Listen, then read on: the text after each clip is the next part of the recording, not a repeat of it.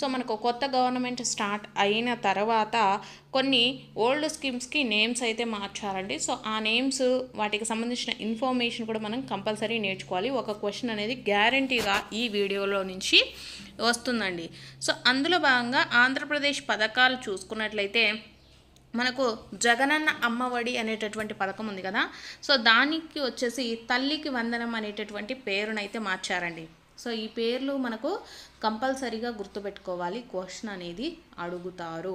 ఎందుకంటే ఇంతకుముందు మనకు పథకాలకు సంబంధించి ప్రతి ఒక్క సెట్లో క్వశ్చన్ అనేది అడగడం జరుగుతుంది. కాబట్టి ఈ సెట్లో మనకు ఈ ఎగ్జామ్లో వచ్చేసి ఈ కొన్ని స్కీమ్స్ నేమ్స్ మార్చారు, అలాగే స్కూళ్ళకు సంబంధించిన నేమ్స్ కాబట్టి కంపల్సరీగా అడుగుతారండి. సో ఒకసారి చూసుకోండి.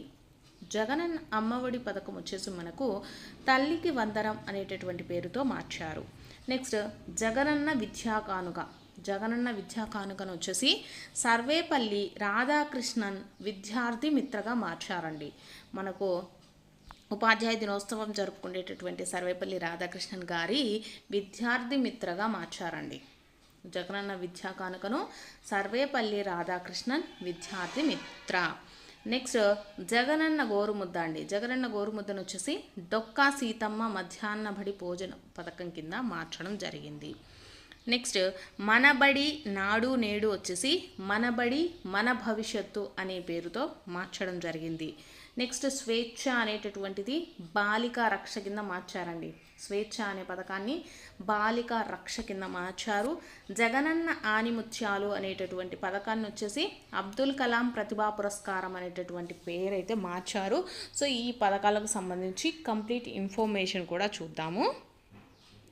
తల్లికి వందనం అండి. జగనన్న అమ్మఒడి ఉంది కదా, సో తల్లికి వందనం అనే పేరైతే మార్చారు. విద్యార్థుల విద్యాపరమైన ప్రయత్నాలకు మద్దతు ఇవ్వడానికి తల్లికి వందనం పథకాన్ని అయితే ప్రారంభించారు. సో దీని యొక్క లాభాలు ఏంటండి? ప్రతి బాలికకు ప్రతి బాలురికి 15,000 రూపీస్ అయితే ఇవ్వడం జరుగుతుందన్నమాట. ఈ పథకం వచ్చేసి మనకు 1వ తరగతి నుంచి 12వ తరగతి వరకు చదువుతున్న తల్లులకు ప్రభుత్వం నేరుగా 15,000 వార్షిక ఆర్థిక సహాయాన్ని అయితే అందజేస్తారు. సో ఇంతకుముందు అయితే మనకు ఒకరికి మాత్రమే ఇచ్చేవారండి. సో ఇక్కడ మనకు చంద్రబాబు ప్రభుత్వం వచ్చేసి బాలికకు ప్రతి బాలురికి బాలికకు అంటే ఎంతమంది పిల్లలున్నా ప్రతి ఒక్కరికి కూడా 15,000 రూపీస్ అయితే ఇవ్వడం జరుగుతుందండి. ఏ పథకము? తల్లికి వందనం పథకం కింద.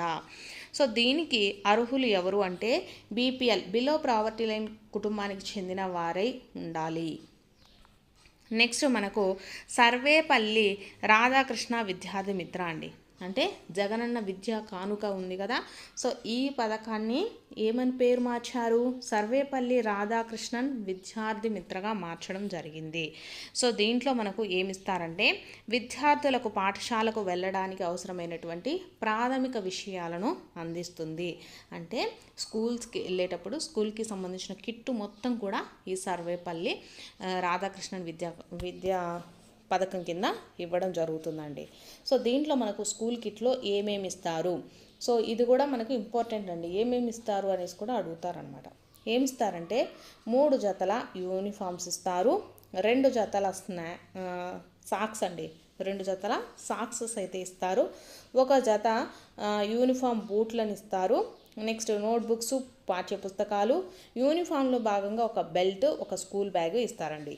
అంటే మనకు స్కూల్ బ్యాగు, బెల్ట్, షూసు, అలాగే 2 జతల సాక్సులు, 3 జతల యూనిఫామ్స్ అయితే ఈ పథకం కింద ఇవ్వడం జరుగుతుందండి. సో ఏమేమి ఇస్తారు? మనకు ఎన్ని జతల యూనిఫామ్స్ ఇస్తారు, ఎన్ని జతల సాక్సులు ఇస్తారు, ఇలా కూడా క్వశ్చన్స్ అడుగుతారు. కాబట్టి ప్రతి ఒక్కటి నేర్చుకోండి. నెక్స్ట్ చూసుకున్నట్లయితే డొక్కా సీతమ్మ మధ్యాహ్న బడి భోజన పథకం అండి.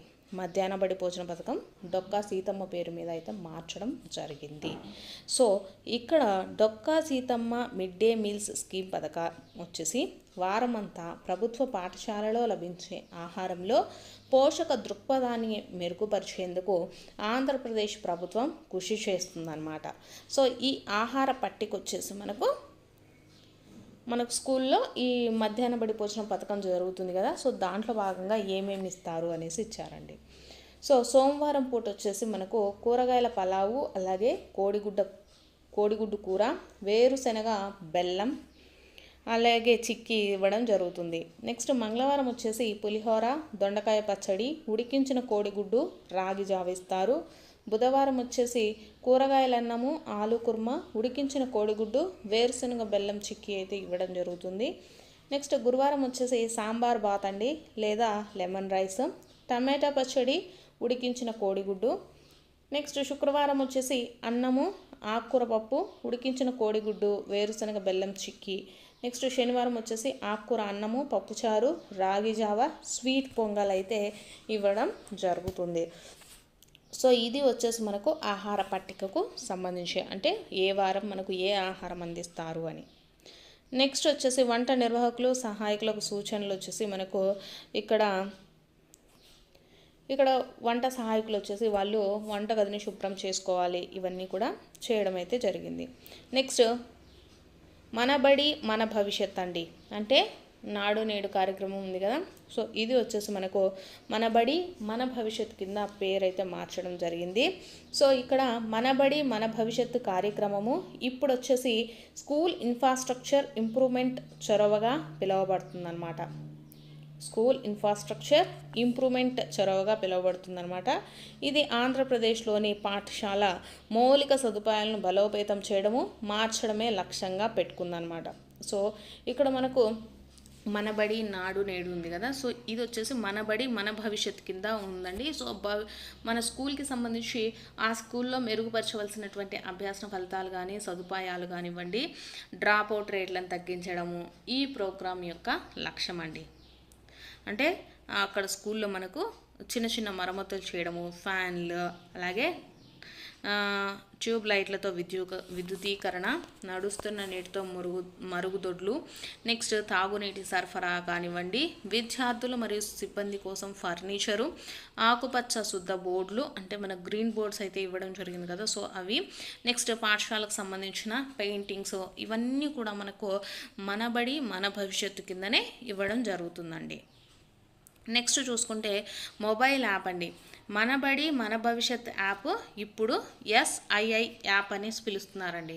మన బడి మన భవిష్యత్ యాప్ని ఏమని పిలుస్తారు? SII. సో ఈ చొరవకు సంబంధించిన సమాచారం మరియు అప్డేట్లు అయితే అందించడం జరుగుతుంది. సో ఇది మనకు పురోగతిని ట్రాక్ చేయడము, మౌలిక సదుపాయాల మెరుగుదలకు పర్యవేక్షించడము మరియు వాటాదారులను నిమగ్నం చేయడంలో మనకు ఇది సహాయపడుతుంది అన్నమాట. సో ఇది ఒకటి యాప్ అనమాట, మన బడి మన భవిష్యత్తుకు సంబంధించిన యాప్ SII అండి. నెక్స్ట్ బాలికా రక్ష. బాలికా రక్షా పథకం అనేది ఆంధ్రప్రదేశ్లోని మహిళా విద్యార్థులకు ఉచిత శానిటరీ నాప్కిన్స్ పంపిణీ కార్యక్రమం అండి. సో ఇది జగనన్న ప్రభుత్వంలో వచ్చేసి స్వేచ్ఛా పథకంగా పిలువబడుతుంది. సో దాన్ని చంద్రబాబు వాళ్ళు వచ్చేసి మనకు చంద్రబాబు గారి ప్రభుత్వంలో వచ్చేసి దీన్ని బాలికా రక్షగా అయితే పిలవడం జరిగిందనమాట.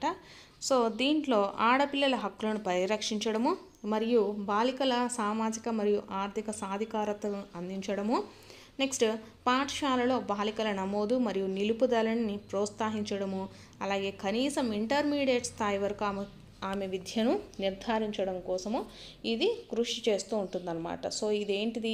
బాలికా రక్ష అనేటటువంటిది. సో ఇక్కడ ఈ బాలికా రక్షకు వచ్చేసి ఎవరు అర్హులు అంటే ఒంటరి ఆడపిల్ల లేదా ఇద్దరు ఆడపిల్లలు మాత్రమే ఉన్న కుటుంబాలకు మాత్రమే అర్హులండి ఈ పథకం కింద, బాలికా రక్షా పథకం కింద.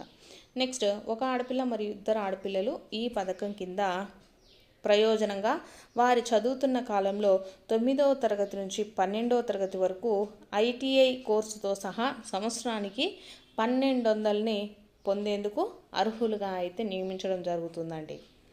నెక్స్ట్ అబ్దుల్ కలాం ప్రతిభా పురస్కారం అండి. అబ్దుల్ కలాం ప్రతిభా పురస్కారం అనేది ఆంధ్రప్రదేశ్ ప్రభుత్వంచే YSR విద్యా పురస్కారంగా పేరు మార్చబడిన పథకం అండి.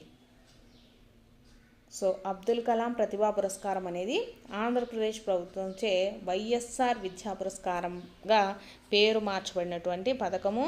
సో ఈ అబ్దుల్ కలాం ప్రతిభా పురస్కారం ఏం చేస్తుందంటే 10వ తరగతి విద్యార్థులకు అత్యుత్తమ ప్రతిభ కనబరిచిన వాళ్ళకైతే ఈ అవార్డుని అయితే అందజేస్తారండి. సో SSC పబ్లిక్ పరీక్షల్లో ప్రతిభ కనబరిచిన విద్యార్థులకు వచ్చేసి మెరిట్ సర్టిఫికేట్లు, మెమంటోస్ మరియు స్కాలర్షిప్లు ఈ పథకం కింద అయితే అందించడం జరుగుతుంది.